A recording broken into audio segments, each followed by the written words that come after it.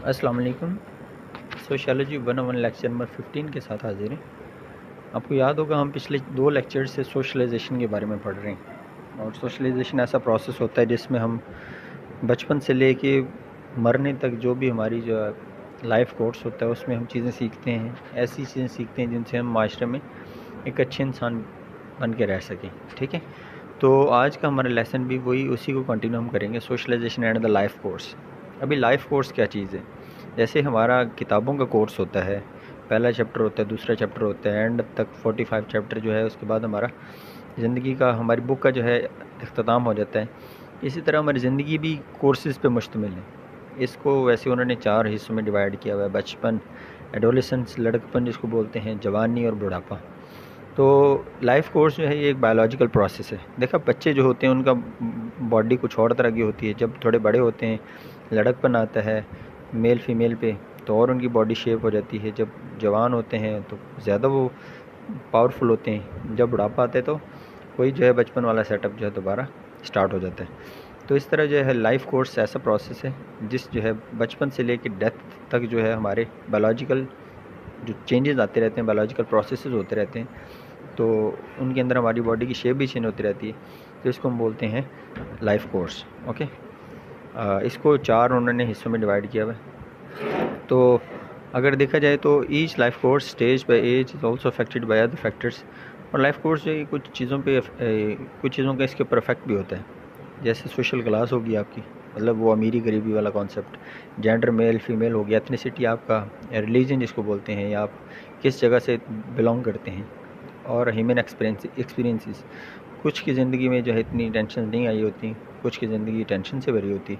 इसका हमारी life course पे बड़ा इफेक्ट होता है। ठीक है, तो उनकी फिर देखा जाए तो एक ये नीचे 9/11 वाली उन्होंने बात की, कहते कुछ कुछ जो हैं लोग ऐसी जगहों पे पैदा होते हैं, ऐसे दौर में पैदा होते हैं जो बहुत खुशहाल दौर समझा जाता है। उनकी ज़िंदगी भी फिर उस हिसाब से जो है वो चलती रहती है। कुछ ऐसे होते हैं जो जंग के दिनों में पैदा होते हैं, तो उनका लाइफ कोर्स जो है वो और तरह के एक्सपीरियंसेस से जो है ना वो होता है। उनकी एक्सपीरियंस किसी और तरह से उन्होंने ज़िंदगी गुजारी होती है। ठीक है, अभी उन्होंने 1 बाय 1 करके लाइफ कोर्स के जो हमने 4 हिस्से पढ़े उनको जो है ना उन्होंने बयान किया। सबसे पहले जो है चाइल्डहुड है।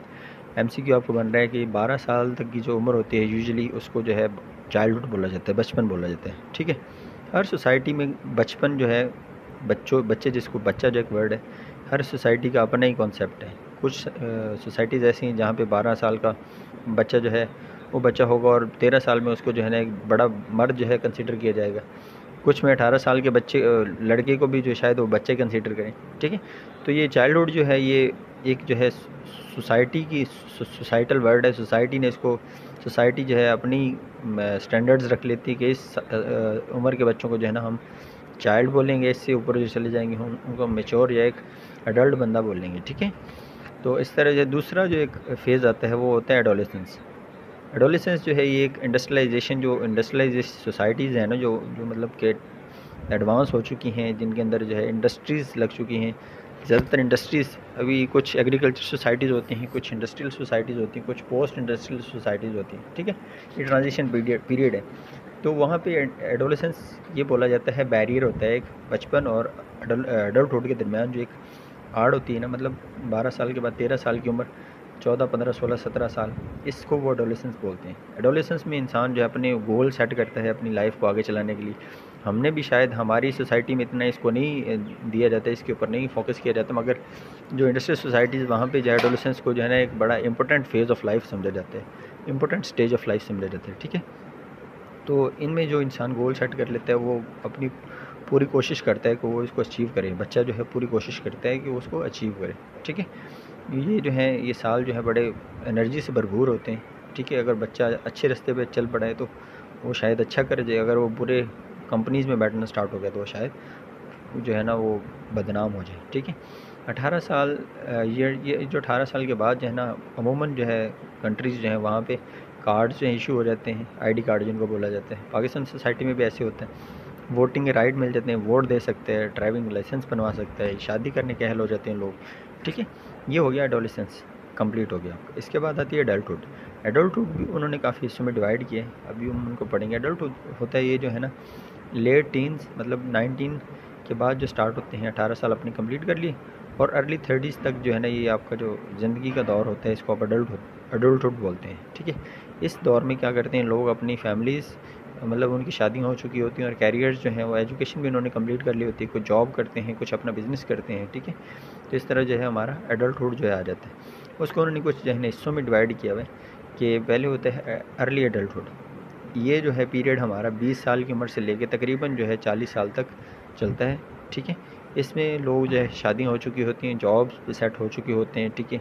उनके बच्चे भी हो चुके होते हैं और उनको बच्चों को जो है ना फिर ये कॉन्फ्लिक्ट वगैरह भी आ जाती है ज़िंदगी में, क्योंकि इतनी एक इंसान एक पहले सिंगल होता है, फिर उसके जो है ना जब फैमिलीज़ आ जाती हैं तो फिर रिस्पॉन्सिबिलिटीज़ बढ़ जाती हैं, तो वो कॉन्फ्लिक्ट आ जाता है उसके पेरेंट्स, पार्टनर, चिल्ड्रन, स्कूलिंग और सारा वर्क। वो टाइम अगर मैनेज ना करे, अगर वो अपने रिलेशंस को मैनेज ना करे, तो ज़िंदगी उसकी टेंशन से भरपूर हो जाती है, ठीक है।